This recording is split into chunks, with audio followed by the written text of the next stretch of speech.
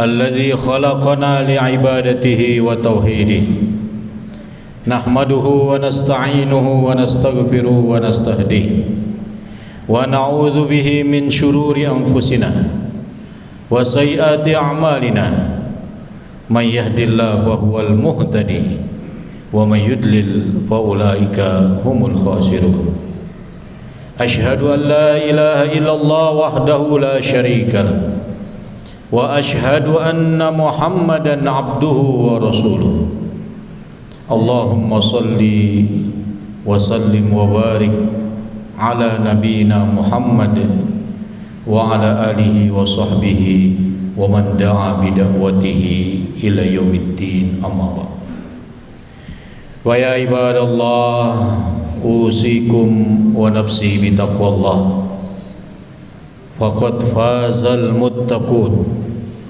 واعلموا فإن خير الزاد التقوى فاتقوا الله لعلكم تفلحون قال الله تعالى في كتابه الكريم أعوذ بالله من الشيطان الرجيم بسم الله الرحمن الرحيم يا أيها الذين آمنوا اتقوا الله حق تقاته ولا تموتن إلا وأنتم مسلمون Ma'asyiral muslimin jamaah salat Jumat rahimakumullah.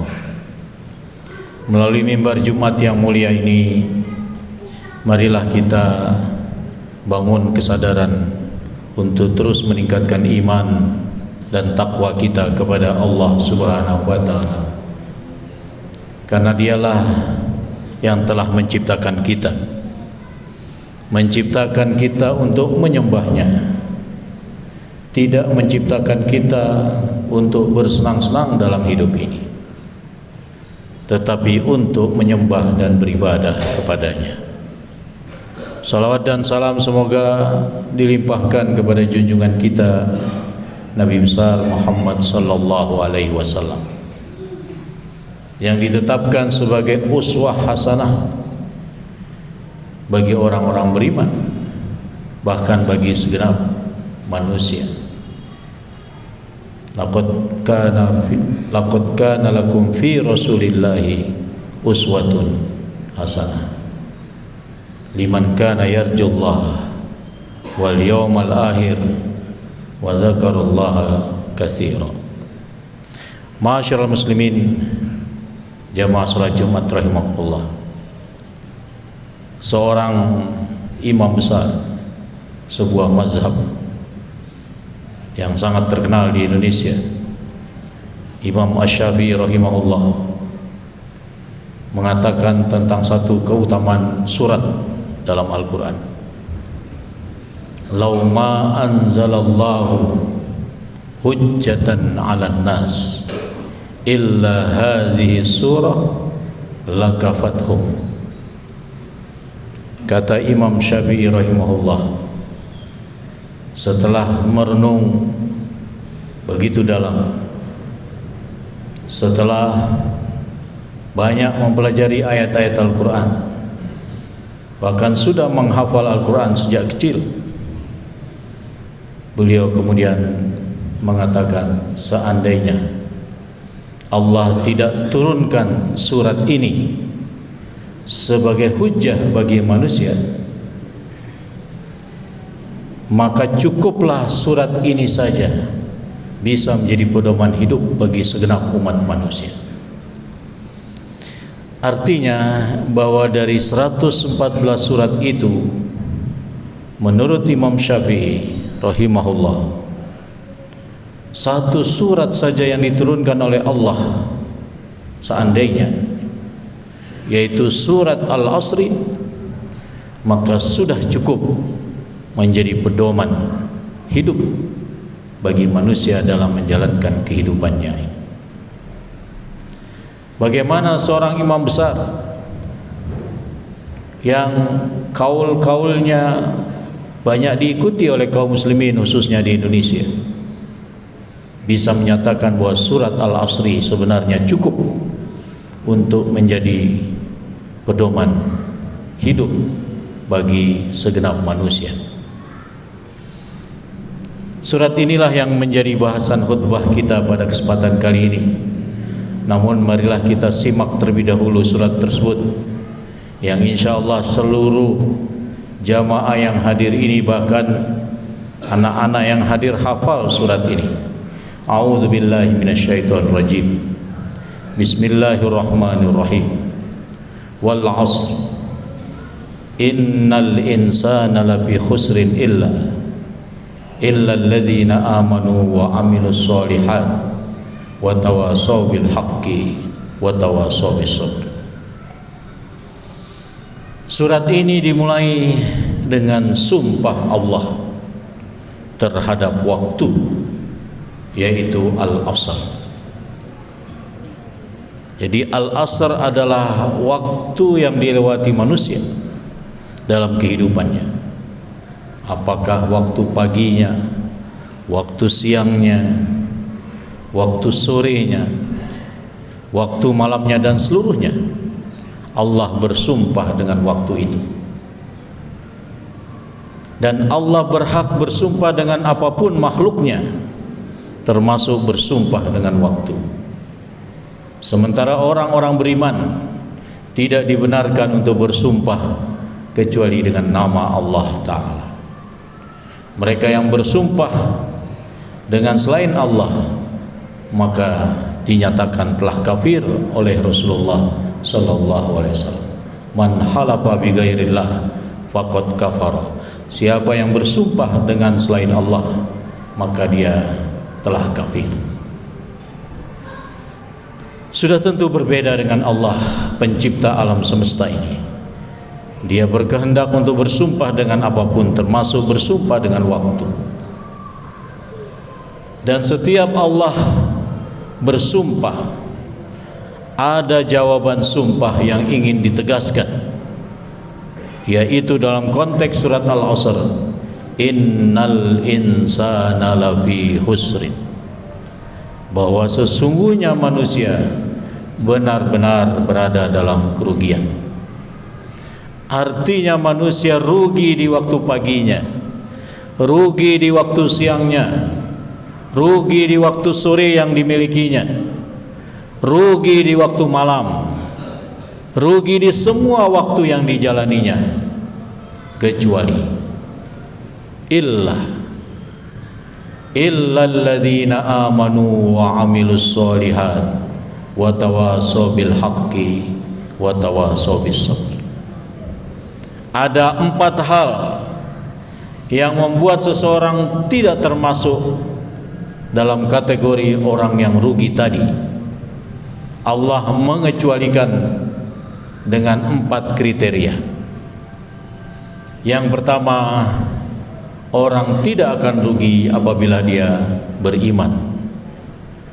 Sudah tentu bukan sembarang iman, tapi iman kepada Allah Ta'ala, iman kepada malaikat-malaikatnya, kepada kitab-kitab yang diturunkannya, kepada rasul-rasulnya, kepada hari akhir, juga kepada takdir, baik takdir itu adalah takdir yang baik maupun takdir itu adalah takdir yang buruk. Jadi ketika seseorang beriman kepada Allah Ta'ala, maka waktunya akan dia isi dengan sesuatu yang mendatangkan kebaikan baginya, maka dia tidak akan merugi. Tetapi beriman saja belumlah cukup, karena itu perlu diwujudkan dalam bentuk amal soleh. Karena itu kriteria kedua, mereka yang tidak merugi itu adalah mereka yang mewujudkan imannya dalam kehidupan sehari-hari dengan melakukan amal-amal yang soleh.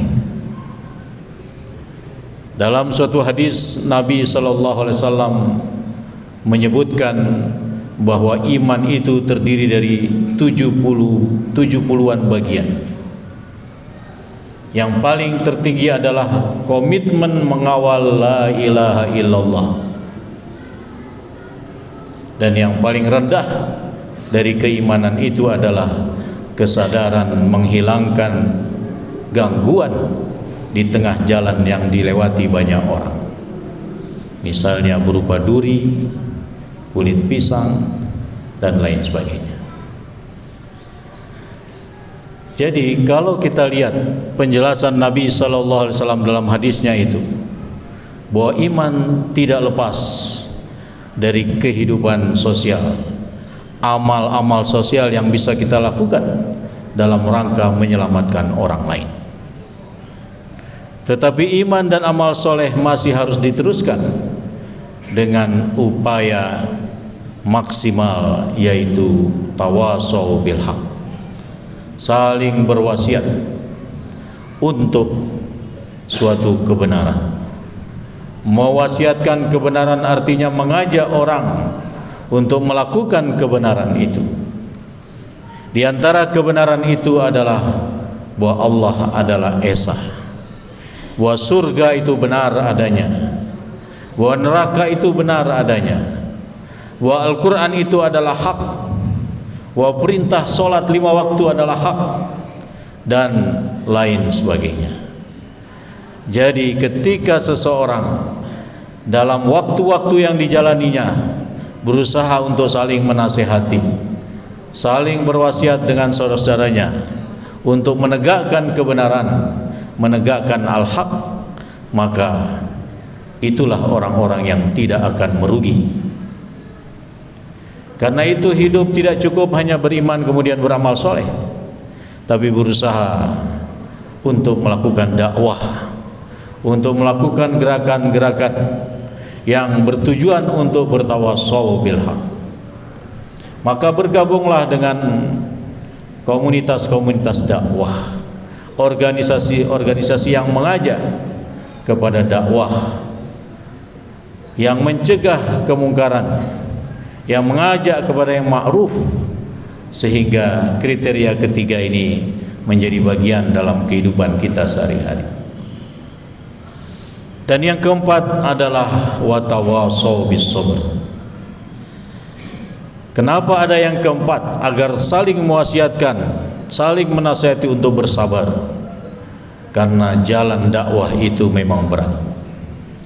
Orang berdakwah itu membutuhkan kesabaran. Karena berdakwah berarti siap untuk dicaci maki, siap untuk dijauhi, siap untuk dibuli dan lain sebagainya. Karena menegakkan kebenaran itu membutuhkan tantangan-tantangan yang dihadapi. Sehingga mereka yang berdakwah hendaknya saling berwasiat untuk bersabar menjalani itu semua. Karena itu adalah bekal untuk kehidupan yang lebih baik, yaitu di akhirat. Maka ketika seorang muslim mampu membekali dirinya dengan 4 hal ini, yaitu dengan iman, dengan amal soleh, dengan berusaha untuk bertawasau bil haq, juga bertawasau bis sabar, maka hari-harinya tidak akan merugi. Siangnya penuh dengan kebaikan, paginya penuh dengan keberkahan, sorenya penuh dengan amal-amal soleh hingga malamnya.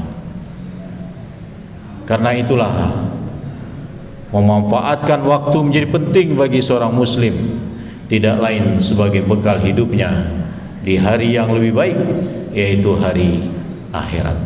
Wal akhiratu khairum wa abqa. Maka marilah seluruh waktu yang kita miliki kita isi dengan meningkatkan iman kita, memperbanyak amal soleh kita, dan berusaha menasihati diri kita dan orang-orang di sekitar kita, dan juga berusaha menyabarkan diri kita dan saudara-saudara kita agar tetap teguh menjalankan hidup ini, tetap sabar menjalankan dakwah, karena inilah suatu kebaikan yang Allah siapkan pahalanya yang lebih besar di akhirat insyaallah. Ma'asyiral muslimin jamaah Jum'ah rahimakumullah. Maka tidak terlalu salah kalau Imam Syafi'i berandai-andai tadi bahwa surat Al-Asr sudah cukup menjadi pedoman bagi segenap manusia untuk tidak merugi dalam kehidupannya, yaitu manakala dia meningkatkan iman, memperbanyak amal solehnya, dan berusaha untuk bertawasau bil haq serta bertawasau bis sabr. Tetapi Allah Maha Sayang. Allah turunkan 113 surat lainnya untuk kemudian kita pelajari. Sudah tentu semuanya menjadi pedoman hidup kita dalam kehidupan ini. Mudah-mudahan Allah memberikan taufik kepada kita semua agar senantiasa istiqomah menjadikan Al-Quran sebagai pedoman hidup kita hingga kita wafat nanti. Tidak ada kebaikan kecuali kita berpegang pada Al-Quran. Tidak ada keberkahan kecuali hidup kita selalu berinteraksi dengan Al-Quran. Maka para jamaah yang dirahmati oleh Allah, jangan tinggalkan Al-Quran. Jangan biarkan Al-Quran hanya ada di lemari tanpa disentuh, tanpa dibaca, tanpa dipelajari, tanpa dihafal, tanpa dipahami makna di balik bacaan-bacaan yang ada ini. Mari terus berinteraksi dengan Al-Quran.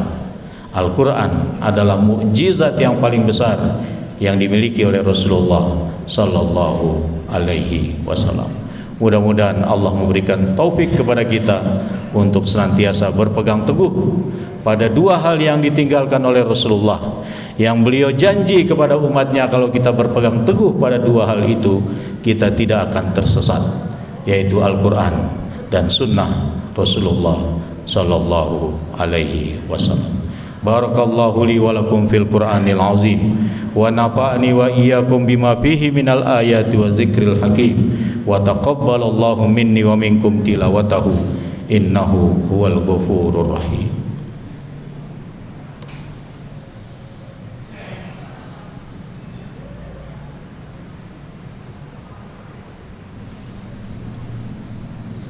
Innal hamdalillah nahmaduhu wa nasta'inuhu wa nastaghfiruhu wa nastahdi wa na'udzu bihi min syururi anfusina wa sayyiati a'malina.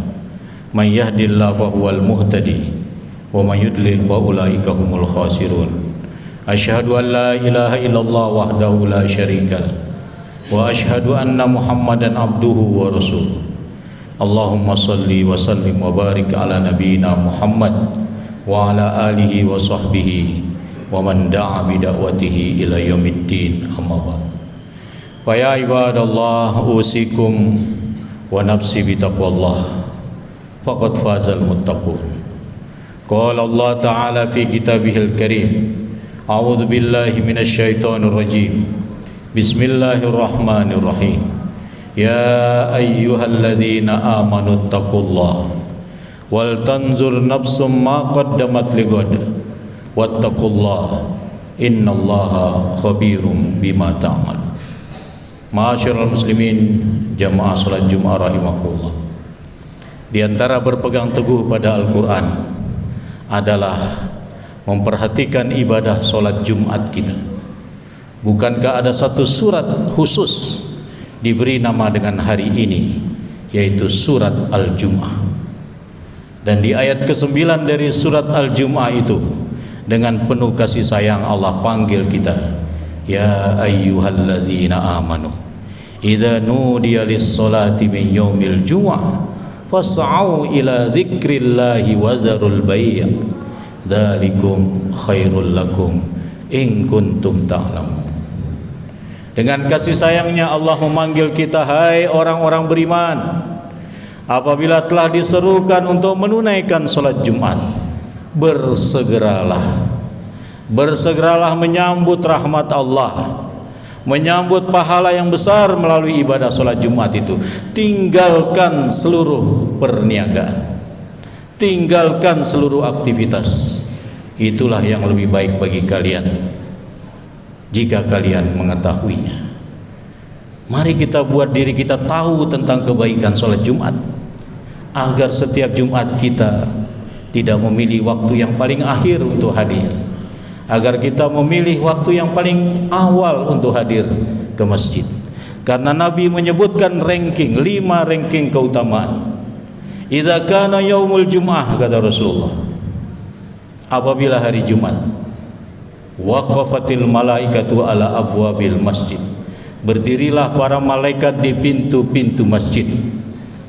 Untuk apa malaikat berdiri di pintu masjid? Dalam lanjutan hadis itu Nabi mengatakan, yaktubunal awwal fal awwal.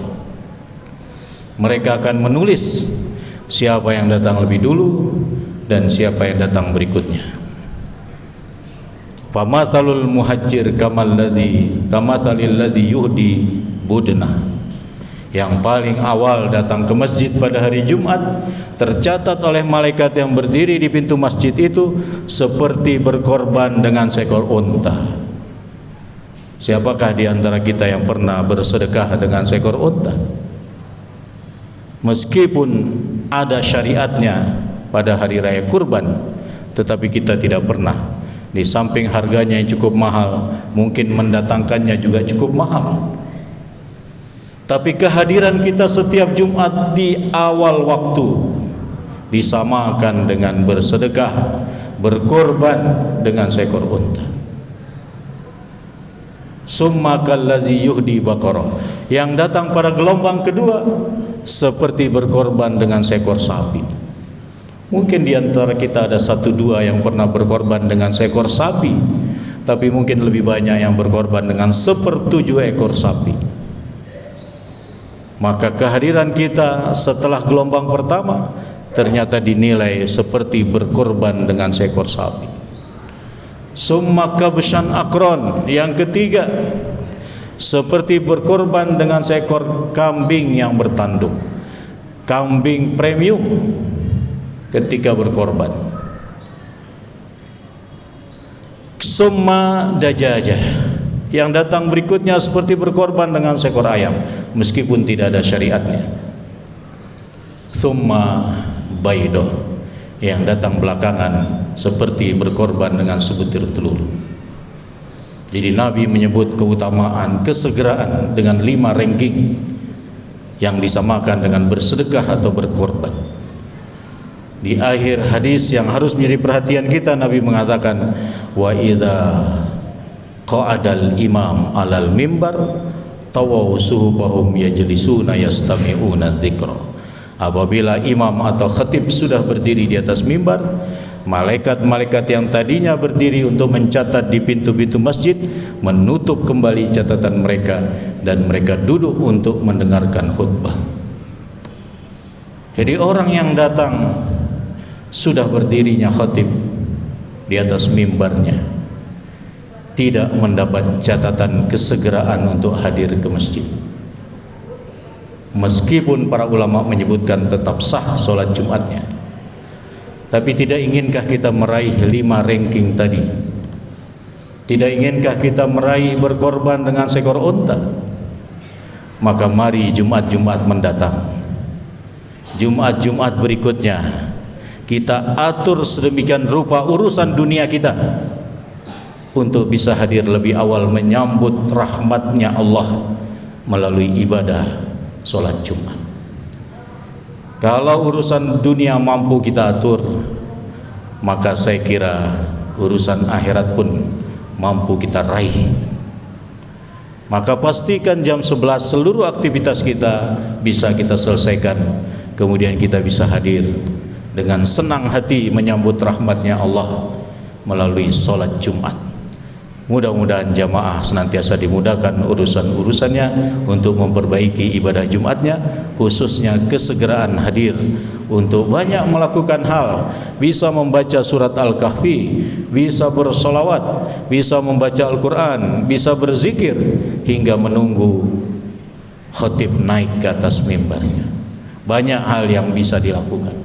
Umumnya kita digoda oleh setan, paling khatibnya terlambat, paling khotibnya belum datang, saya tunggu sampai khotibnya datang, dengan terus melakukan aktivitas-aktivitas duniawi.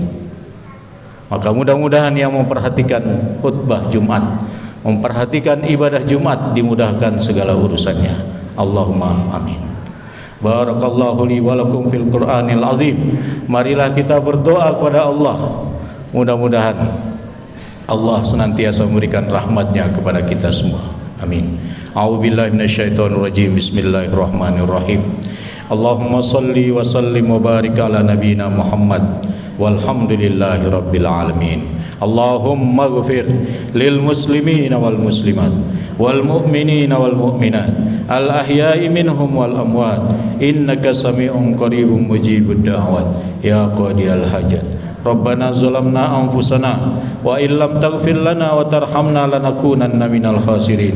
Rabbana la tuzigh qulubana ba'da iz hadaitana wa hab lana min ladunka rahmah innaka antal wahhab. Allahumma inna nas'aluka ridhaka wal jannah wa na'udzubika min sakhatika wan nar. Allahumma inna nas'alukal huda wat tuqa wal afafa wal ghina. Allahumma inna nas'aluka ilman nafi'a wa rizqan thayyiba wa amalan mutaqabbala.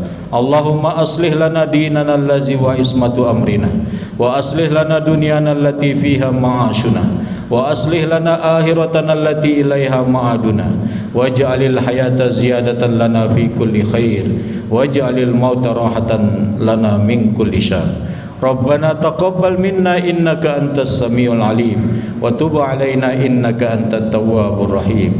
Rabbana atina fid dunya hasanah wa fil akhirati hasanah wa qina adzabannar. Subhana rabbika rabbil izzati amma yasifun wa salamun alal mursalin walhamdulillahi rabbil alamin. Aqimissalam.